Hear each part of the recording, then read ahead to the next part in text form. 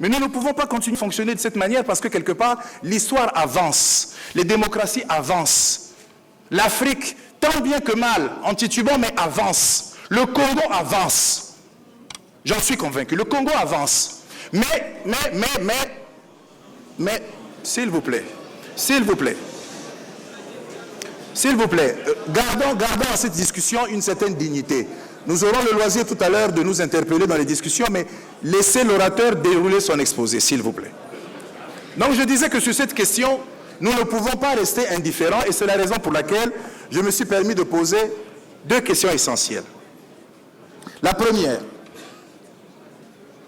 comment dans notre pays, depuis l'avènement de la démocratie, avons-nous pu passer de l'euphorie au désenchantement, puis à l'espoir et en l'espace d'une quinzaine d'années à peine à la détresse?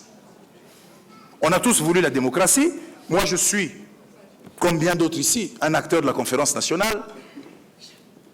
Nous avons, dans l'euphorie, salué le retour à l'hymne national, la congolaise, écarté le drapeau rouge, applaudi à la nouvelle constitution, participé activement, et les scores sont là, aux premières consultations électorales, et assisté aussi en tant qu'acteur citoyen dans le Congo à la dérive, c'est-à-dire aux guerres civiles, aux affrontements, aux crispations, à l'élimination, à la barbarie. Il faut se poser la question. Et deuxièmement, si tant est que cette question peut trouver une réponse, comment faire de façon citoyenne pour poser les jalons d'un pas décisif vers autre chose en essayant de dire plus jamais ça, mais de façon sincère. Alors c'est pour cela que mon exposé s'articule autour de 3 points. D'abord, Ndala l'a déjà dit, une espèce de remise en contexte de ce qui s'est passé chez nous à l'époque où notre pays s'éveille à la compétition politique. Parce que ce qui est important dans ça, ce n'est pas de dire seulement, et Gray a raison, c'est extraordinaire sa mémoire, ce n'est pas de dire seulement qu'il y avait le MSA, filiale congolaise de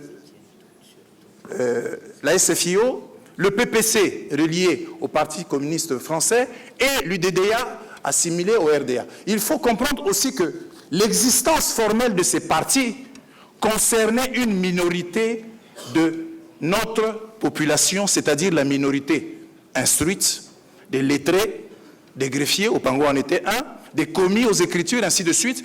Et l'écrasante majorité de notre population, composée de ruraux, était en quelque sorte comme captive de la compétition qui opposait ses leaders.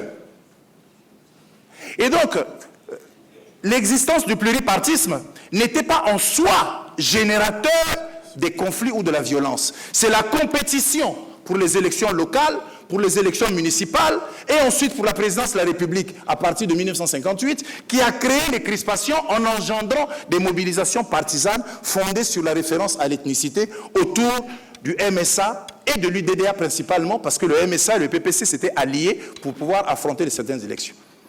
Moi j'avais 8 ans en 1959, j'ai vu mon père avec sa carte du MSA se mobiliser pour aller participer à des réunions autour de l'emblème du coq qui était l'emblème du MSA. À l'inverse, j'ai vu des gens de Bakongo et ailleurs se mobiliser autour de l'emblème du caïman. Il n'y a pas beaucoup de gens dans cette salle qui se souviennent d'une chanson qui s'appelait à l'époque, un slogan qui s'appelait dans les quartiers Potopoto et Wenze, « Soso Amelingando ». Eh oui, Soso Amelingando, ça veut dire le coq a avalé le caïman. Essayez toujours. Vous verrez si on peut y arriver. Donc,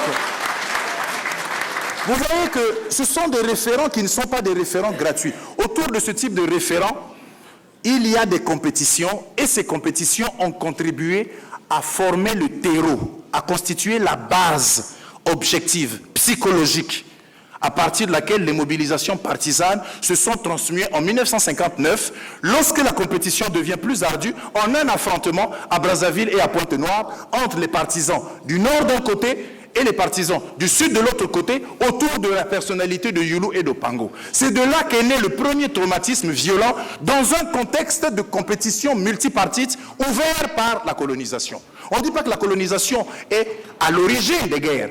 On dit que la colonisation a créé les conditions permissives en faisant en sorte que, par l'ouverture de l'espace du champ politique, les élites en compétition ont instrumentalisé la référence à leur terroir d'origine pour, à ce moment-là, faire de la question de l'ethnie comme une espèce de symétrie entre Opango égale l'Emboshi égale le nord, autour du nord, de la Likwala jusqu'au plateau, la Lima est finie, ainsi de suite, et de l'autre côté, Youlou égale le sud, et tout le monde au sud, à l'exception notable des pays du Niari, où éventuellement, quelqu'un comme Kikungangot, allié au MSA, était allié à Opango, et donc, globalement, la structuration se fait à ce niveau-là. Première chose très importante, d'où viennent les facteurs qui consolident dans l'imaginaire collectif la référence entre l'ethnicité et la politique et la compétition. Quand je dis ça, je ne suis pas en train aussi de simplifier les choses. Attention.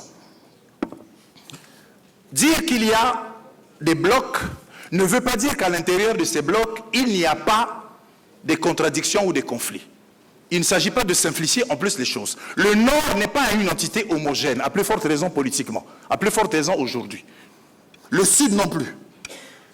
Autant le Nord et le Sud sont des entités artificiellement créées par les conditions de l'histoire, on peut revenir dessus dans la discussion tout à l'heure, autant à l'intérieur de ces entités ainsi constituées, il y a place pour l'expression de micro-fragmentations qui font que la géographie des ethnies est plus complexe qu'on pense le dire. Exemple, vous savez qu'aujourd'hui au Nord, vous pouvez trouver, même si on considère que le Nord est Nord, dans la Likwala, des sous-différenciations selon que l'on est de Dongou, des Pena ou d'Ifondo. Dans la cuvette, vous avez des différenciations entre leaders politiques selon que l'on est de Wando, d'Oyo ou d'ailleurs. Dans le Poul, n'en parlons plus. Dans le Niari, idem. Dans le Kwilu, idem. La disparition, l'extinction progressive d'un certain nombre de leaders politiques ouvre encore plus ce champ parce que la compétition étant dans un marché ouvert. Moi, j'ai été supervisé avec Thierry Mungala, mon jeune frère, des élections locales dans la Lekumu. J'ai vu entre les différents axes d'un département comme la Lekumu, comment est-ce que ceux de Sibiti par rapport à ceux de Zanaga, ceux de Zanaga par rapport à ceux de Manémé, ainsi de suite, s'entrechoquaient pour la conquête des positions au sein du conseil régional et au-delà pour l'accession au poste de sénateur.